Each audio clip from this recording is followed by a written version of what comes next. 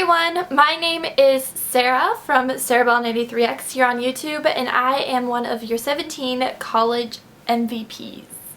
I've always been one to be really involved in school. Ever since I was in middle school, I've just been this way.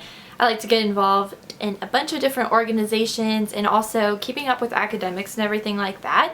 So sometimes it can be a little bit difficult for me to manage my time, but you know, eventually you learn, and I do have some tips for y'all because, I mean, between being social, you know, academics, rushing for my sorority, Kappa Delta, and then other things like other outside organizations, work, it can be time consuming. So you have to learn to balance everything, and that's what I'm here for.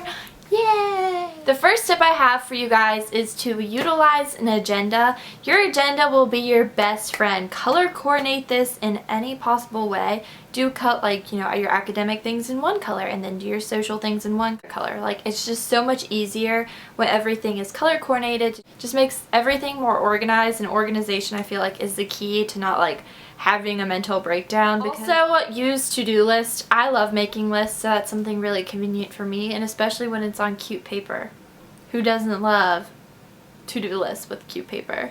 Along with that, make sure you schedule some personal time, time just for you to do whatever you want, like paint your nails, because studies have shown that whenever you have time, you know, put aside so you don't have to be worrying about your test or whatever, it makes you more attentive when you are focusing on those things instead of, you know, worrying about it in your time, because you did have that personal time to yourself. Another tip I have for you guys is to learn to say no. This is really important because I know a lot of people get overwhelmed their first, you know, year or semester of college because, you know, they want to say yes to everything because it's a new experience. But you eventually have to learn to say no because time management is obviously extremely important, and don't be afraid to say no. Another tip I have for you guys is to go to the library.